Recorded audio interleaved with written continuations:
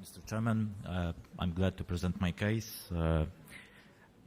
I have no potential conflict of interests. So history concerns of 70-year-old male with hypertension, history of smoking longer than 10 years, a patient who underwent a PCA of the bifurcation of left circ and obtuse marginal 2 years prior in STEMI setting with, it was DES implanted to Medina 100 lesion, DES zotaroilumus luting stent 3.515. It was in September 15, and 2 years after he underwent aortic valve replacement surgery because of combined valve disease. He had biological prosthesis in August 17, and coronary angio before this procedure revealed that no significant changes were in right coronary artery and in left as well. He had preserved left ventricular function after surgery, and his concomitant medications were aspirin, AC inhibitor, beta blocker, diuretic, and statin. He was presented with typical anginal pain of 6-hour duration and some congestion to our affiliate hospital in rural Poland with ST elevation in inferior lateral leads up to 2 millimeters. He had also history of fever up to 38 degrees Celsius and dyspnea after minimal activity since 2 weeks after the surgery. However, he decided to go without any medical assessment, and on examination he had evident skill pallor. He was discharged with slight anemia and but with no history of bleeding afterwards. He also had a history of renal insufficiency since post-operative period was eGFR about 40. And his, of course, lab tests were unknown because he went as a STEMI and with some congestion, so we decided to move on as fast as possible with our procedure. So, as you can see on the screen, there was recessive right coronary artery with no disease at all, and acute occluded big circ, instant occluded big circ. So, because of patient history, I decided to go with thrombectomy. You can appreciate on the bottom left. So massive amount of material from actually 2 thrombectomes, because after severe flushing of the first one, I observed the kinking of on the first thrombectome export catheter, and decided to use new. So I obtained some more material, and but it took some time. So I decided to move on with procedure. That's the image on the left after several thrombectomies. I decided to go with decay crush procedure because actually the stent implanted 2 years prior was implanted, its distal edge was at the level of carinates, so the obtuse marginal was covered by the stent, so I decided to minimize overlap, stent overlap as much as possible. So decided for decay crush strategy on the, this is the image after stenting of the obtuse marginal, and after the first crush I decided to go further for another thrombectomy because of the image as it was like this.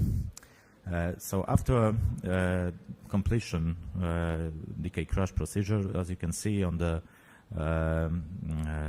right, it was before second kissing and report. I try to rewire as proximal as possible.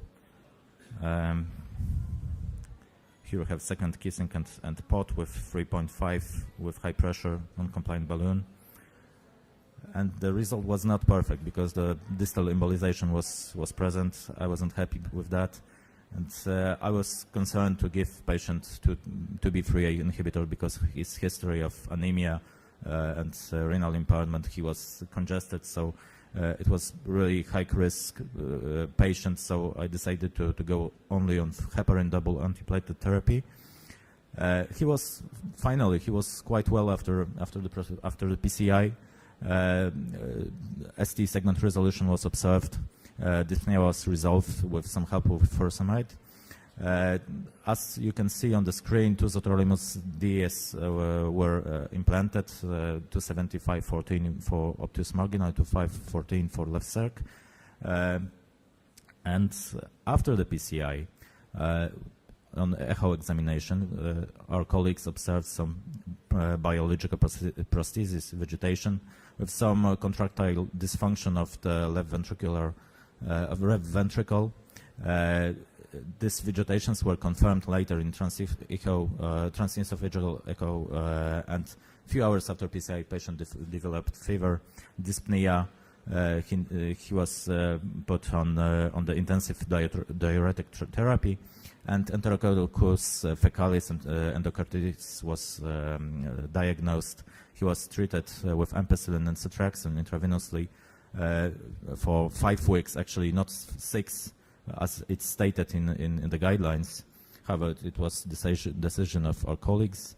And anemia and stage 3 renal failure was present in the first lab result, and both were stable after PCI. However, our colleagues decided to go for blood transfusion as well, and the patient was discharged home in good conditions on optimal medical therapy, and planned for him IVOS assessment after 3 months in our institution at health as well, of course.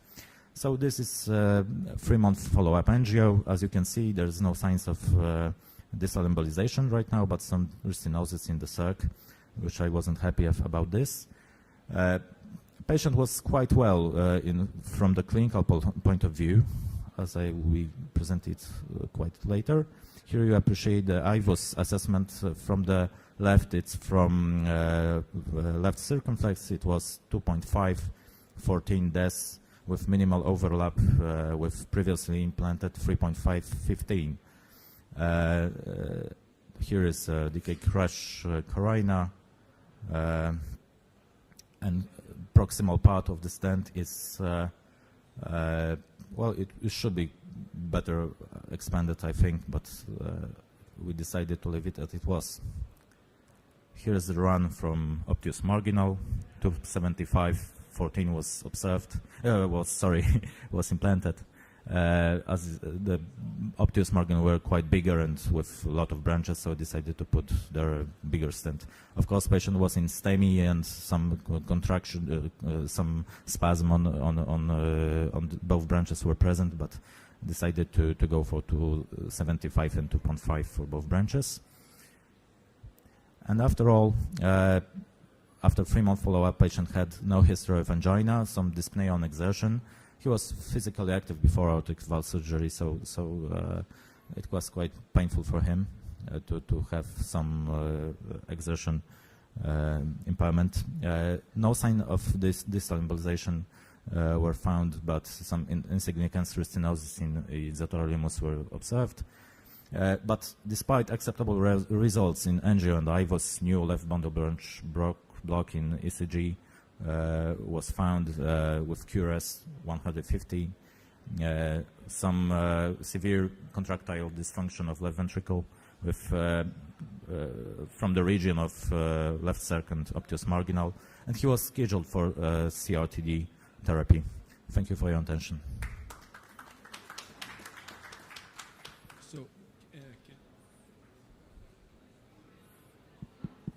So can you go back to the, can you hear me? Is this working? Yeah. I just want you to go back to the, if you don't mind, can we go back to his slides? Yeah. Okay, just take us to the angiogram where you've opened, so go ahead, go forward. You have some nice pictures there. So let's stop at this one right here. You have, this is still, is this working? No, yeah. Maybe this is. Okay, so play that one here. So obviously you knew the anatomy beforehand, correct? Yes. And this is very helpful because this turns out to be a huge left dominant system in supplying the inferior wall. So I just want to be sure I'm clear on the details. So you went down, you did the thrombectomy. Go ahead and show the next view, please. You did the thrombectomy and you got some of this thrombus out. Yes. And now you've identified the two marginal arteries. So at what step did you secure opening? Because I see that there is a wire there and then there is no wire in that branch anymore. Because I went with thrombectomy for both branches and did want to put two wires with thrombectomy. Good. So the question to ask is it better to secure opening of those two branches before you plan your stent strategy, and is that what you did? So maybe we can look at the next view just to see. So here you're securing, so you visibly are seeing the stent and then you're deploying the, I'm sorry, you're visibly seeing the arteries and then you're deploying the stent, and I think that's important to point out. I decided to use thrombectomy as often as possible, but because of clinical setting and STEMI and patient was symptomatic, of course, I decided to do it as fast as possible. So if I saw that the first few thrombectomies actually were not so effective, I then move on and to stenting the side branch. So after securing the side branch, I went another time for thrombectomy. That helped a lot. Because the STEMI was actually done in a setting of acute endomyocarditis. Yeah. Correct, right? Retrospectively. So did you send the thrombus that you get out from the coronary for some No, it's pathology not culture? possible in that center, so it was late Well, evening in did rural. you notice any difference from the regular red thrombi you get from the coronary? Well, actually, as you can appreciate, it's quite. It looked like just model of artery.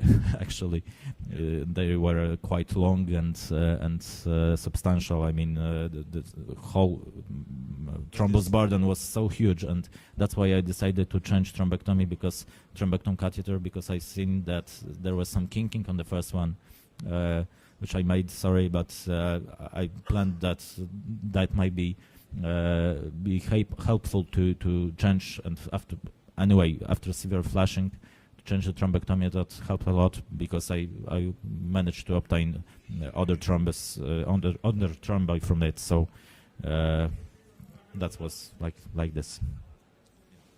Any questions? Yes. Sorry, the mics are not working. So the question is, do you think it's a thrombus or a vegetation? Well, I think it's rather thrombus, because well, it's hard to distinguish. It was my first case like this, and first patient with such a clinical setting. But I think because we were using 6 French thrombectomy, I think the small amount of thrombus are definitely the case in this. Well, as small as are possible to pass through thrombectomy, but I think the vegetation will be more massive and it looks like thrombus. Of course, you could have an embolization of a vegetation that closes the artery and then it becomes thrombotic. But I think it's most likely thrombus. Yes. Any other question from the audience? Okay. So as you notice from the program, there is quite a bit of double kiss crush. Any questions you want to ask our first speaker about how he did his double kiss crush, or are we all on the same page? Because we still have probably 2 minutes, or if not, we'll move to the next case. Okay. So I think you're all, you all have mastered that topic. We'll move to the next one. Thank you very much. Thank you very much.